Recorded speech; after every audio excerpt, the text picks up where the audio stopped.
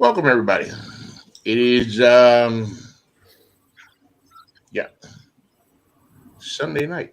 This is in the batter's box. It is the NGSC Sports weekly baseball show. I'm your host, Ralph Garcia, joined by my co-host this evening. Bring them aboard first. He is the host of the Enhanced Sports Show. Saturdays, 4 to 6 p.m. You might want to start calling in here in a couple of days. Mm-hmm. Today is Sunday. Better start calling in on Wednesday. Yes. You want to get in to Louis' show. Again, that's the Enhanced Sports Show. Saturdays, 4 to 6 p.m. He is also the co-host of In the Batter's Box, Mr. Louis Tenor. Louis. Ralph. Hey, you know something, Louis? Yes. I never get amazed that even when the Yankees are not playing, You still hate him.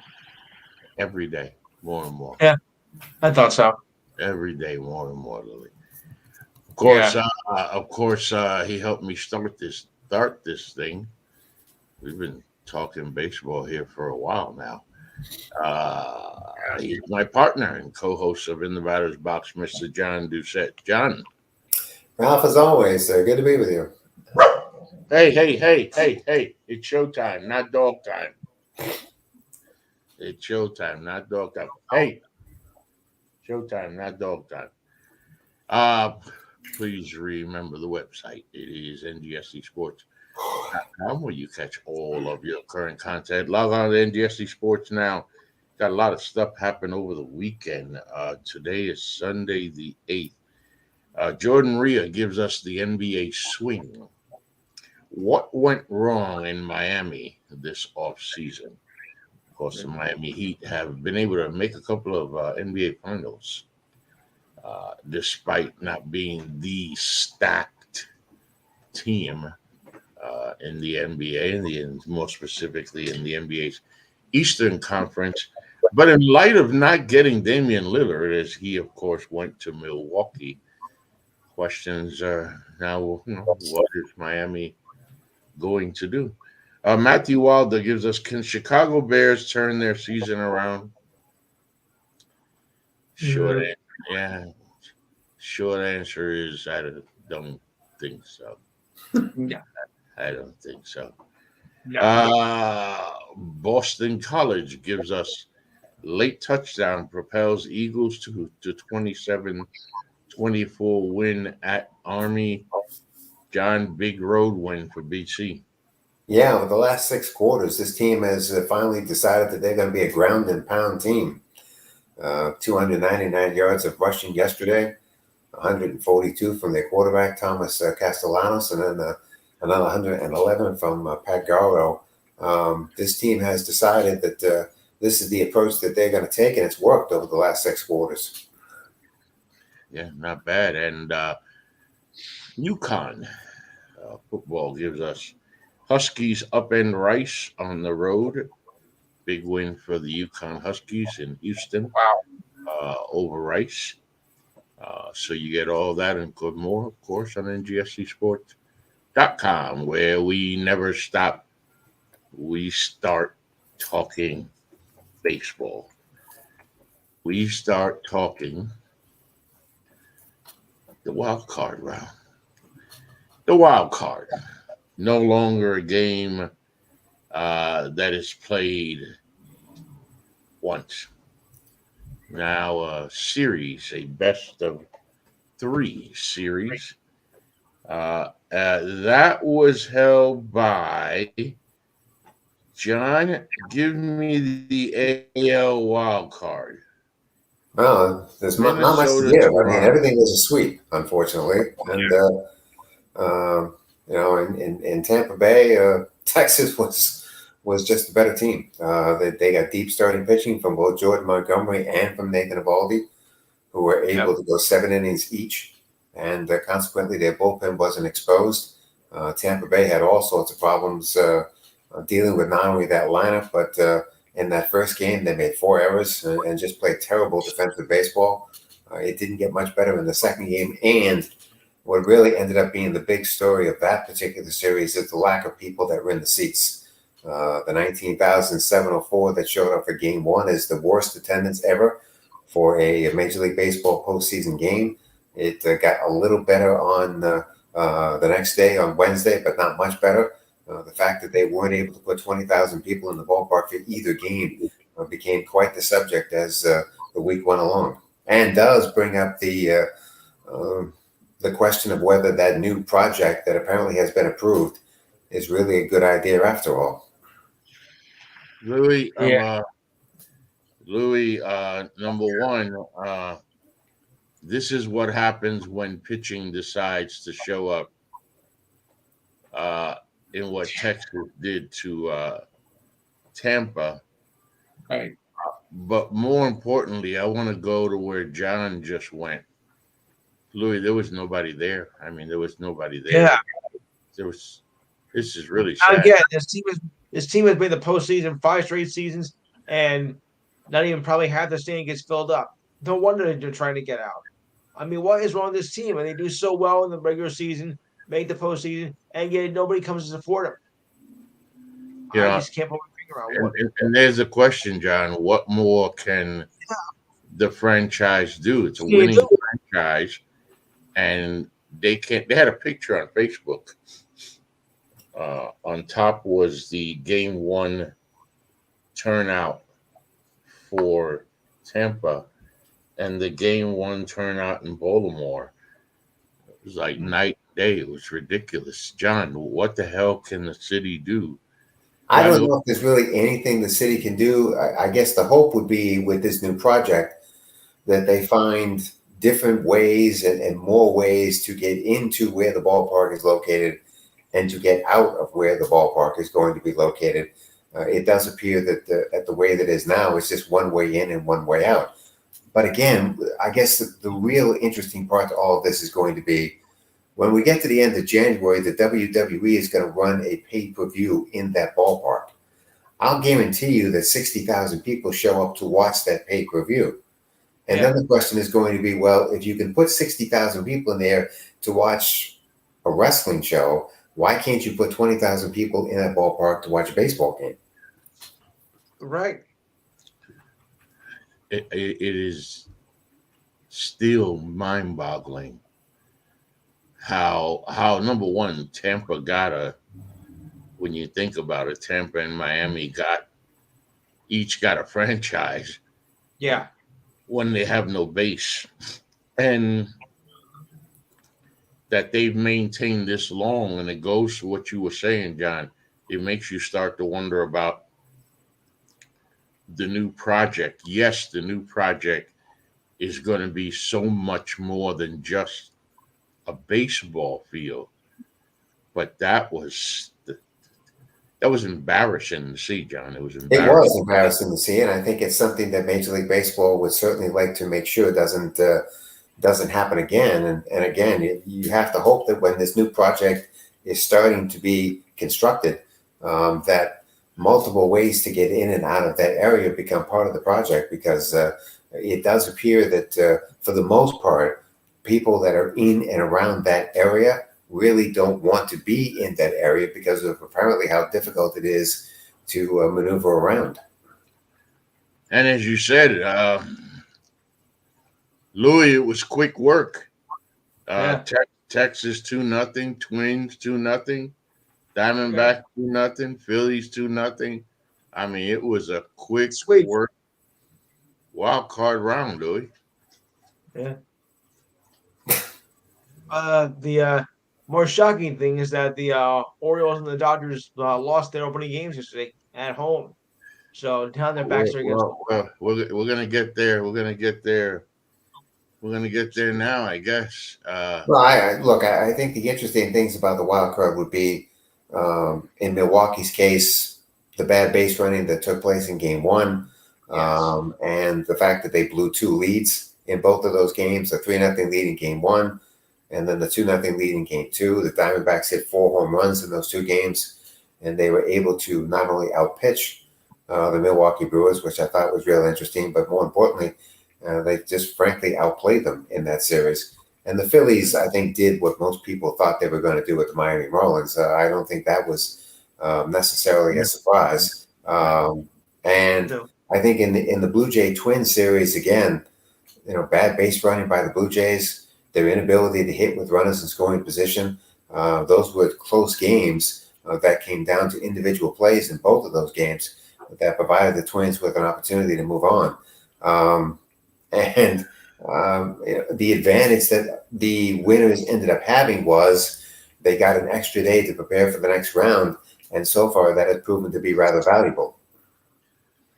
And John, I would say that this week's winner of the Hold My Beer award would be the Texas Rangers.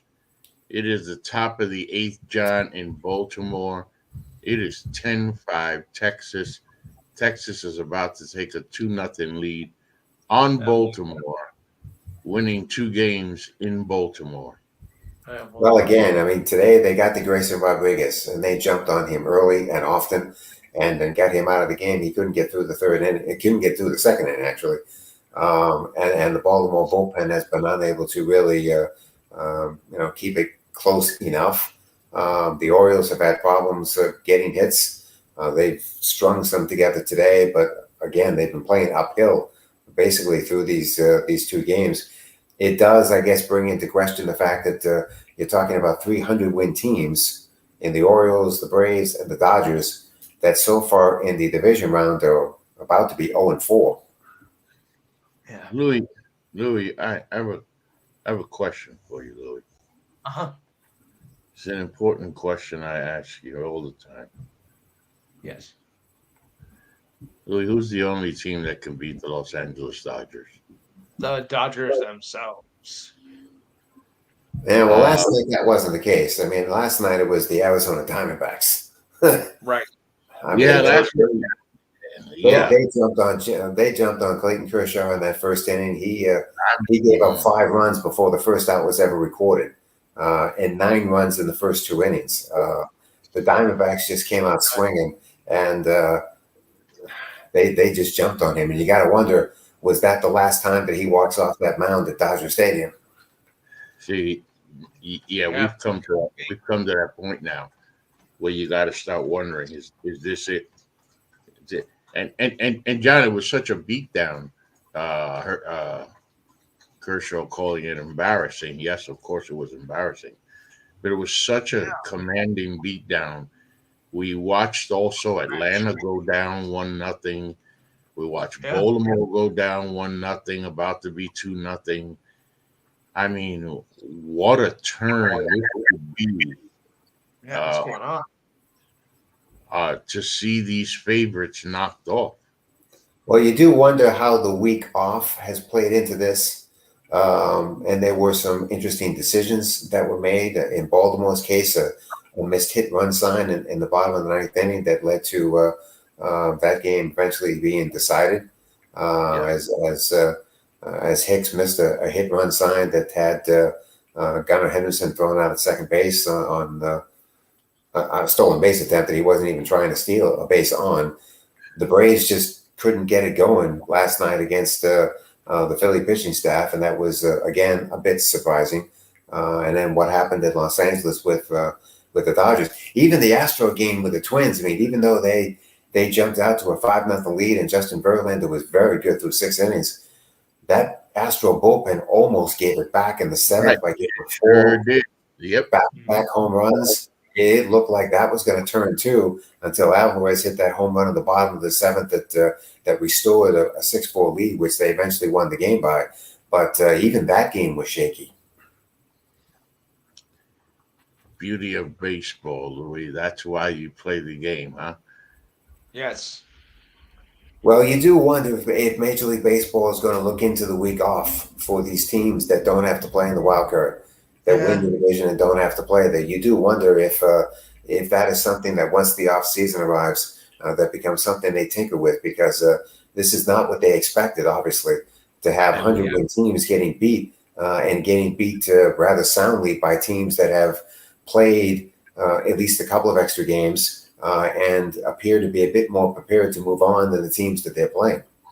And we talked about it last week, John. Remember, we talked about that week off and what it might do, because you do have to take that into account. When a team has a whole week off and another team is coming off a rugged 3, 4, 5 games, depending on, where they're at. Well, the question becomes, what do you do with the week off? I mean, how do you retinker with the playoff schedule? I think Major League Baseball has already done it to the point where they're trying to get this over with as quickly as they possibly can. How much more can you tinker with this? No, yeah, that's going to be tricky. Yeah, it is, because you don't give them a week off. You give you got to tinker. You got to take into account, when is the other series over with? How many days off does that other team have? Yeah, it's something. But here we are in this moment of moments that sees the Texas Rangers doing what they're doing at this moment, John. Well, look, I think in the Texas Ranger case, I think one part to that team that really is becoming somewhat was underrated, but I don't think it's underrated anymore. And that is what Josh Young has done for this baseball team. And I do think that he has become the final piece to this puzzle. The Texas Rangers have spent an awful lot of money over the past 2 years to create a team that could potentially make a playoff run if they got there. But this is a kid that they drafted as a first-round pick, and he apparently has become the final piece to a puzzle that has been 2 years in the making, and $700 million worth when you think of what they spent to get Corey Seager, and Marcus Semien, and Jacob deGrom, and Nathan Eovaldi, and then eventually picked up Max Scherzer in a trade. All of the experience that they have acquired, and yet it's a first-round pick that has really become the guy that's put the whole thing together. And Louis, the Braves are down one. The Braves are down 1-0, Louis. We talked so much about the Braves and what a season they've had, and what a disappointment it would be to be eliminated, especially so early, Louis. Yeah, I mean, this is not what I expected. But as I also said last week, is it rest or is it rust? That because you think with the week off that might be advantage. You can get your players in gear and practice and want to be ready for the division round series. But then you've been away from the game for about a week, and you kind of lose your momentum. So it kind of goes either way. It kind of shift in the other direction. What's interesting about what the Braves did and the Orioles, they both did the same thing. They held practices in front of fans. They held scrimmages in front of fans to try and create a bit of a game day feel to what they were trying to accomplish. And unfortunately, it doesn't appear to have worked so far. But that's an interesting approach that both of these organizations took to getting ready for what would turn out to be the division series. Look, if the 300-win teams get eliminated in the division series, I think it's going to raise an awful lot of questions about this playoff format, and I think it's going to create some tinkering that's going to be done to it in the offseason, because this is clearly not what Major League Baseball had in mind. That would be a hell of an accomplishment, man, to watch 3 100-win teams be eliminated. Go down flames. But again, this is not what Major League Baseball had in mind. Major League Baseball is trying to reward the 100-win teams and give them a chance to get to a World Series, as opposed to getting just dumped as quickly as it looks like. In particular, Baltimore, it looks like that they're going to be in some big time trouble as they head to Texas for Tuesday night. Yeah, that's a problem. That really surprised me, to watch the Orioles get outpitched and outhit. The Texas Rangers pitching staff over these 3 games that they've won so far. I mean, they've given up 5 runs tonight, but to see what they've done, and to do it to a Baltimore Oriole team, I would say so heavily favored, but definitely favored to make a deep run here. Yeah. But it goes to show it wasn't a fluke, John. Texas led the West for most of the year.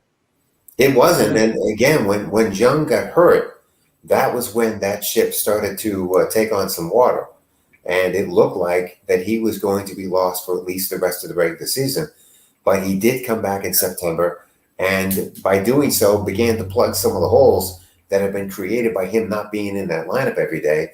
And you can just see not only what he does with the bat in his hand in the middle of that order, but what he's been doing defensively at third base. That double play he turned in the eighth inning yesterday, I think, is a key example of what he's been able to do on both sides of the ball for this team. And that's why I'm convinced that he's the final piece of a puzzle that they've been trying to create for the past 2 years.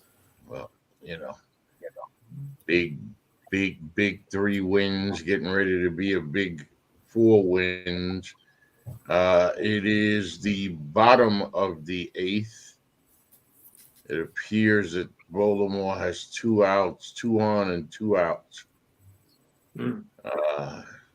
Not a lot of time left to get this done. That's for sure. And no, but you want to get into that Texas bullpen because that is the weak link, and that's where the Orioles are at the moment. They're in that bullpen.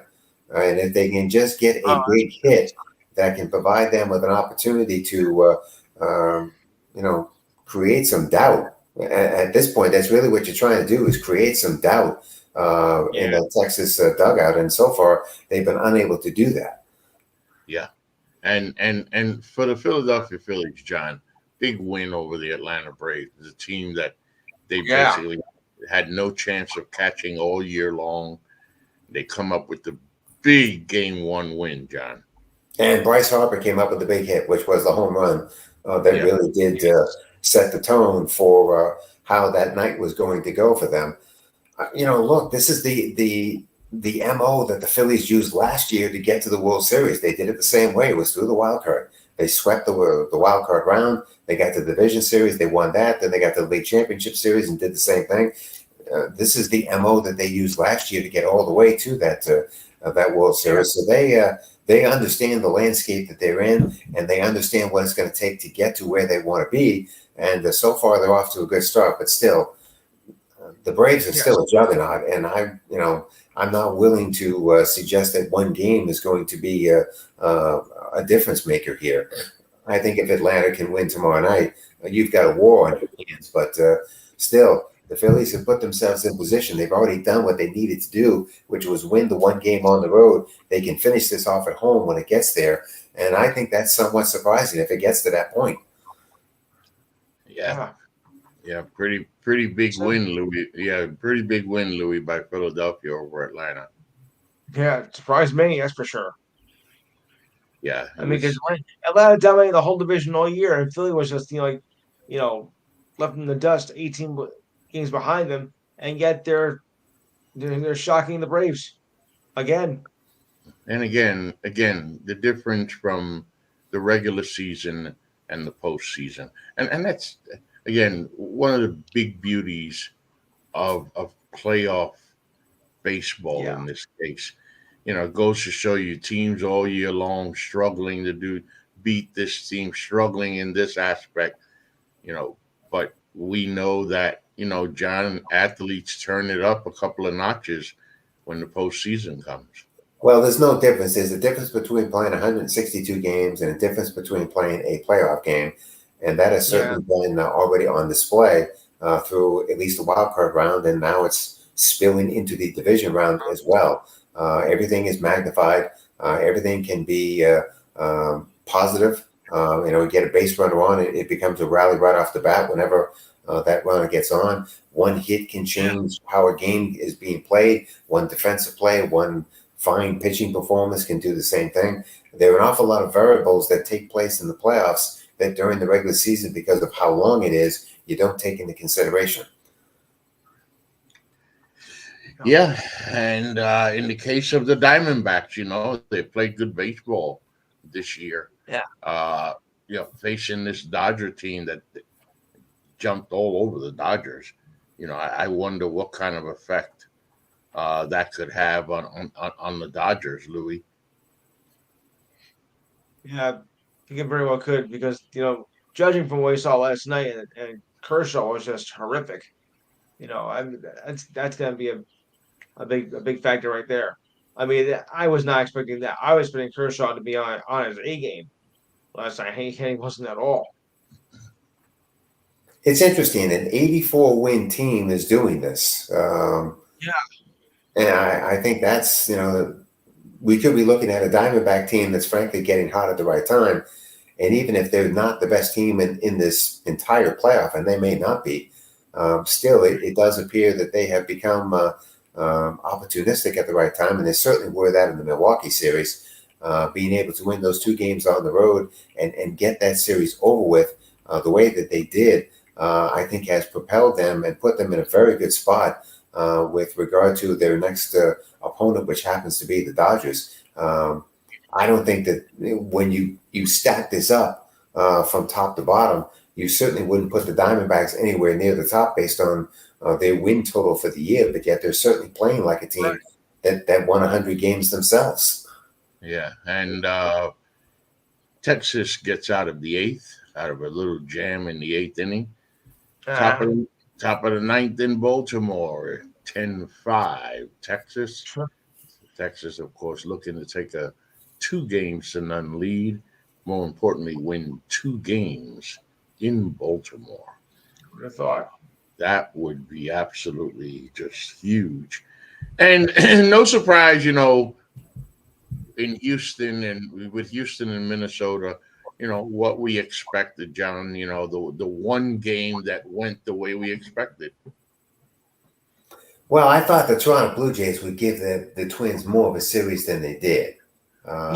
Again, their inability to hit with runners in scoring position, the bad base running that took place, especially in Game 1, really did, in the end, become the downfall for the Toronto Blue Jays. And look, the Minnesota Twins had lost, I think it was 19 straight postseason games going into that series with Toronto. And so it was nice to see that they finally got themselves off the mat and won a game and eventually won a series. It's a tough task against the Astros, there's no doubt, because you're talking about championship pedigree. These teams and these guys have been here so many times before.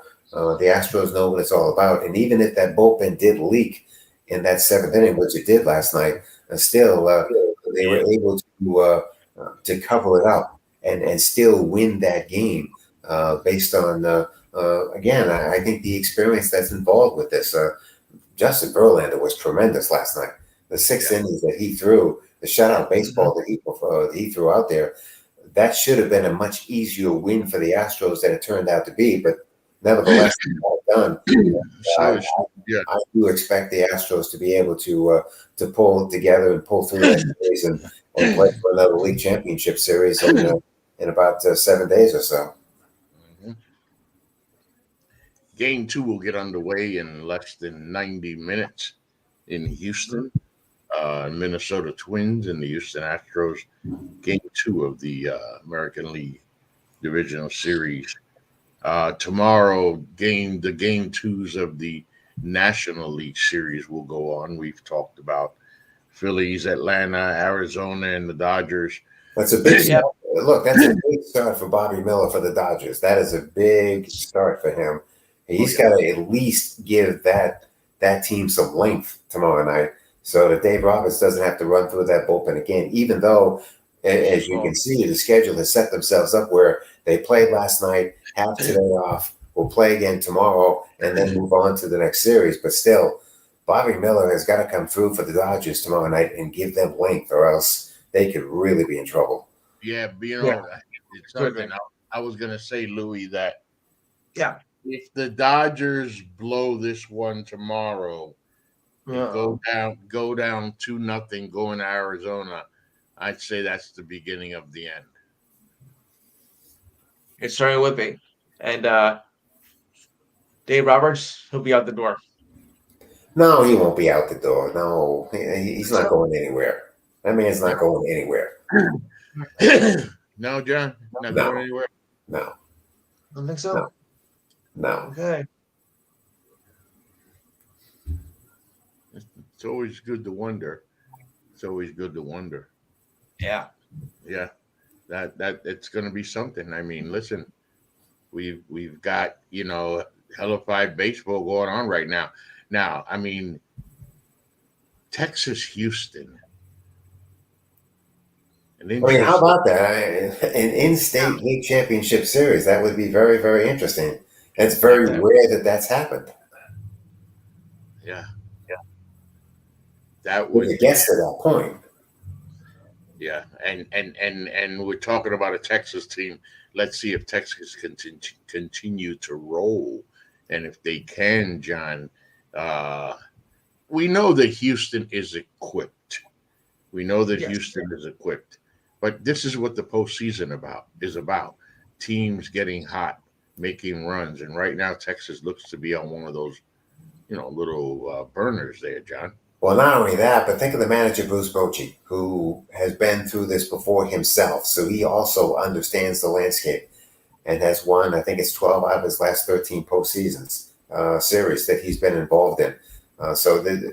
They've got an experienced guy running this ship that is also helping them out significantly here. And again, for the Texas Rangers, if they do pull this off tonight and win and go up 2-0, the key now is to get this over with as quickly as possible and make sure you don't go back to Baltimore for game 5. So the game 3 and the game 4 becomes very important to them so that they don't have to make that one more trip back for what would end up being a 1-game elimination. And that would be the key there. Whereas the Orioles would certainly be going to Texas with basically nothing to lose and everything to gain because they'd be trying to get back home for one more game. But for the Texas Rangers, it's going to be about making sure that they don't have to make one more trip to Maryland. Exactly. Yeah. Good point, because I don't think they'll get a second chance at this impression they've made in Baltimore. No. You wouldn't think if they have to go back for a game 5, it's anything's possible. Yeah. And that's what you want to avoid. Texas has scored in their top half of the ninth to now take an 11-5 lead Oh boy. over Baltimore. So it looks like I'll tell you what, the one thing that Texas really is doing here is that they're making an impression. They're creating leverage for themselves. They're certainly putting doubt in the Oriole minds that this is a series that they belong in the first place. And that is going to certainly help them moving forward when they get back home, because they're dropping the hammer on a 100-win team that played awfully well this season, and they're doing it in a very convincing manner. Yeah, they really are. They really are. It is something to behold. We'll see what happens with Minnesota and Houston this evening. Again, in game 2.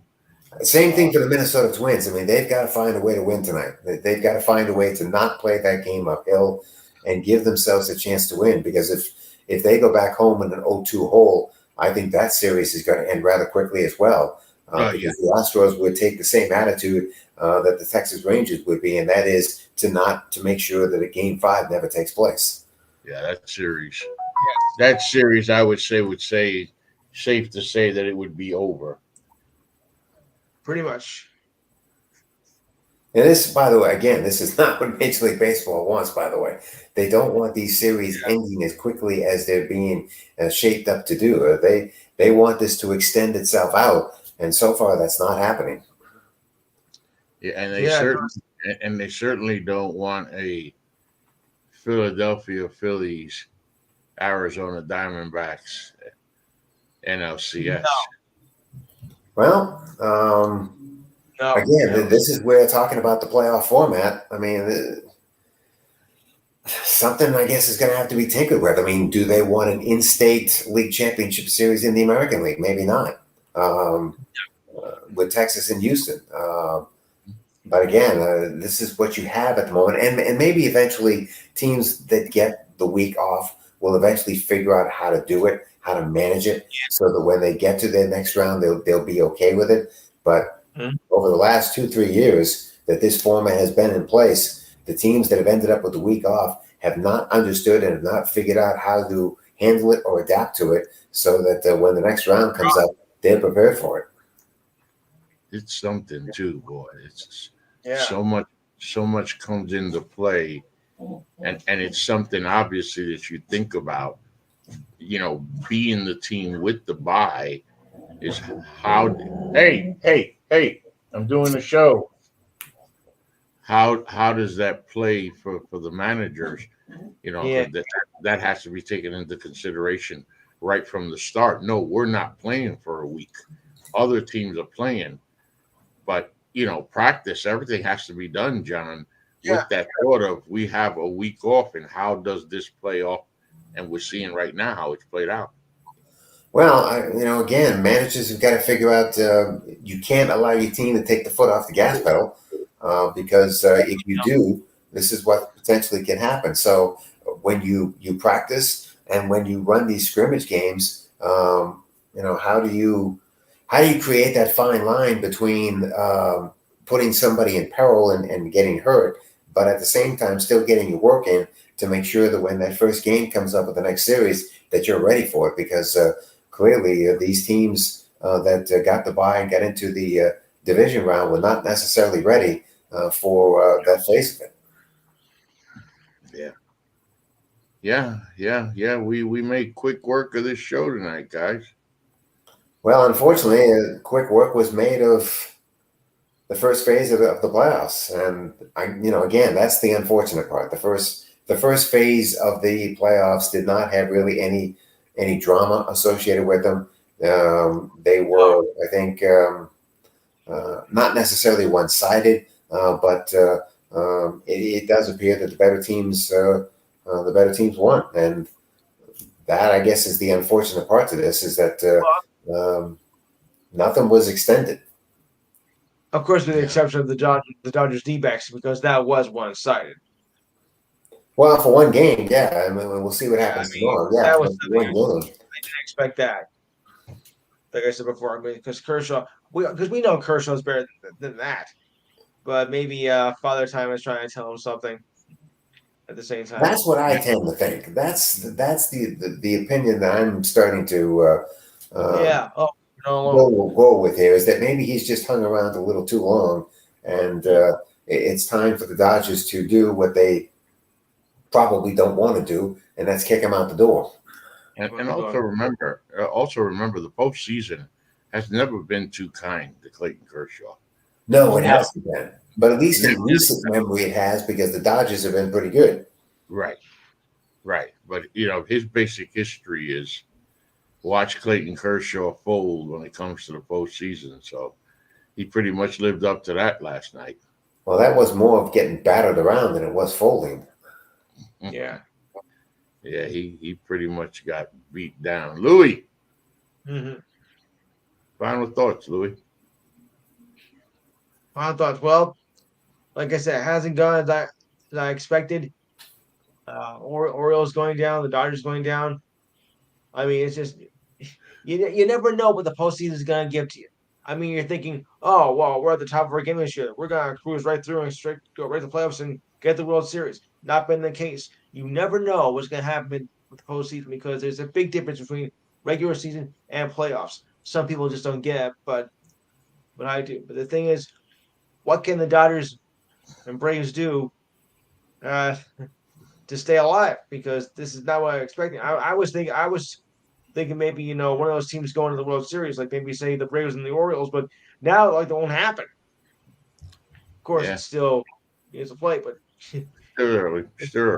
Yeah, I wouldn't throw the panic button out there on the Braves and Dodgers yet because those teams are still pretty stacked. But nevertheless, gotta get back together. Yeah. It's possible. I mean, it is possible that, again, 300-win teams don't make it to the League Championship Series, and I think that would be what would raise the flag on how this playoff structure is set up, because that's not the way this was set up to happen. It was supposed to be that the better teams, the higher seeded teams, were just going to steamroll through the wildcard teams because they played the extra games and unfortunately had to extend their bullpens and extend their starting rotations. But that didn't happen this time. And because it didn't, every wild card team that made it was better prepared for the next round than the team they were playing. Well, I guess we can all make a bad assumption on our part.